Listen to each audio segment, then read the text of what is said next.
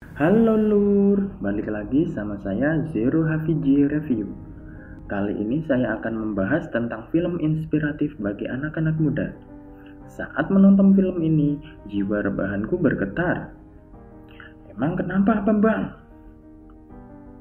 Bentar, Bambang itu siapa ya? Lanjut deh daripada mikirin si Bambang. Film ini berjudul The Billionaire.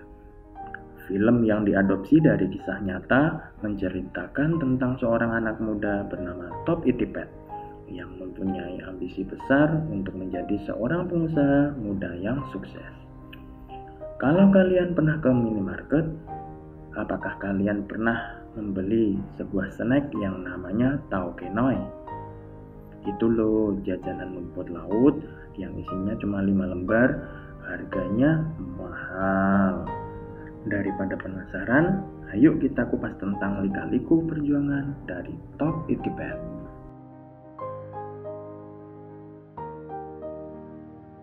Diawali dengan seorang anak muda yang bernama Top Ittipet yang datang ke sebuah bank untuk meminjam uang.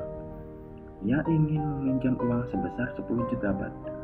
Si pegawai bank pun kaget, lalu bertanya untuk apa uang sebanyak itu. Lalu Top pun mulai bercerita. Disinilah kisah inspiratif yang akan kita dengarkan. Saat masih SMA, Top sering menghabiskan waktunya untuk bermain game online. Bahkan saat pelajaran komputer pun, bukannya dia memperhatikan pelajaran, malah memainkan sebuah game. Saat bermain, pengguna game lainnya menawarkan untuk membeli sebuah item senjata dari Top. Sejak saat itu, Top mulai berbisnis jasa jual beli item senjata.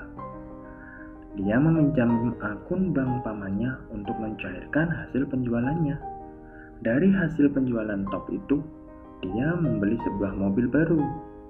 Namun, bisnis tersebut tidak bertahan lama karena akun game Top diblokir karena dianggap digunakan untuk tujuan komersil. Karena hal tersebut, lalu Top memulai bisnis kembali dengan berjualan DVD player. Dia membeli sekitar 50 DVD player.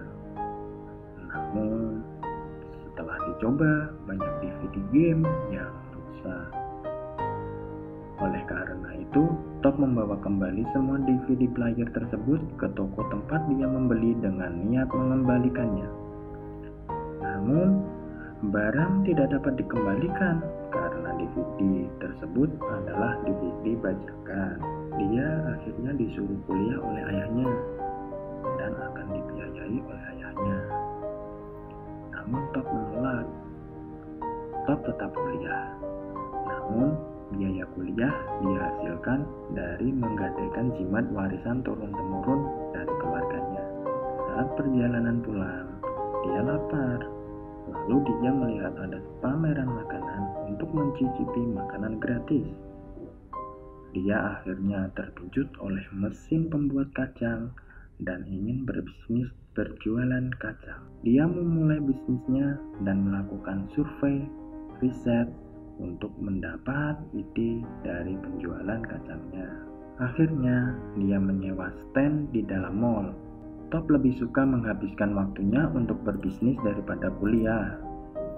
Akhirnya, Top dikeluarkan dari kuliah. Usaha kacang Top mulai mendapatkan untung, lalu Top dapat membuka beberapa cabang. Tetapi, bisnis Top tidak bertahan lama. Mesin penggoreng kacang menimbulkan asap yang menyebabkan langit-langit mall menjadi kosong. Sehingga pihak manajemen mall memutuskan kontrak dan tidak mengizinkan Top untuk berjualan. Pada saat Top berusia 18 tahun, orang tua Top bangkrut dan memutuskan untuk pindah ke China. Namun, Top memilih untuk tetap tinggal di Thailand. Dalam keputusasaan, Top melihat sebuah peluang bisnis ketika Lin membawa oleh-oleh rumput laut dari provinsi Rayong. Top memutuskan untuk berbisnis rumput laut. Pada awalnya, Top membeli rumput laut mentah dan menggorengnya sendiri dengan bantuan pamannya. Tetapi, rasa rumput laut tersebut terasa pahit. Top tidak menyerah. Dia membeli rumput laut mentah dan menggorengnya kembali hingga menghabiskan berkardus-kardus rumput laut, tetapi rasa rumput lautnya tetap saja terasa pahit. Suatu ketika, Top pulang dari membeli rumput laut mentah. Rumahnya dalam keadaan gelap. Top buru-buru masuk ke dalam dengan keadaan bingung mencari di mana pamannya. Saat Top melihat ke arah dapur, Top terkejut.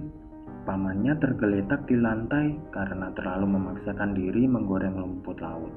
Paman Top harus dirawat di rumah sakit.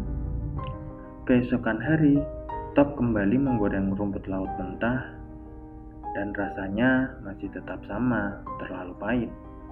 Hanya tersisa satu bungkus rumput laut yang jatuh pada saat hujan ketika pamannya terjatuh. Dengan ragu, Top menggoreng rumput laut tersebut. Top terkejut. Rumput laut yang digorengnya tidak terasa pahit.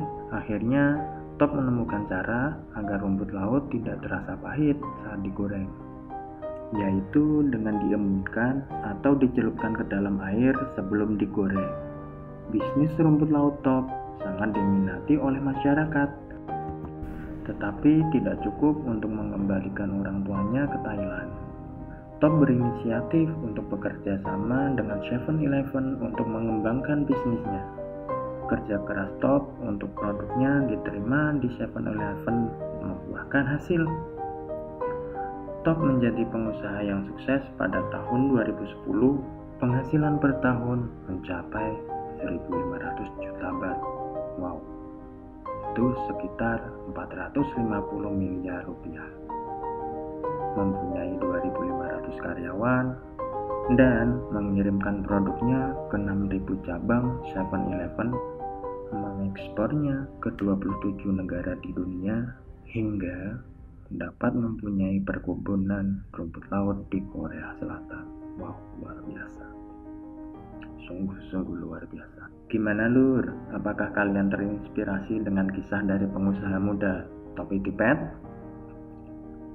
Semua pasti bisa, asalkan kita mau berusaha dan tidak pantang menyerah. Terima kasih sudah menonton. Jangan lupa like, subscribe, and share jika video ini bermanfaat. Jangan lupa nyalakan notifikasi loncengnya agar kalian mendapatkan notifikasi video-video bermanfaat lainnya. Terima kasih. Wassalamualaikum warahmatullahi wabarakatuh.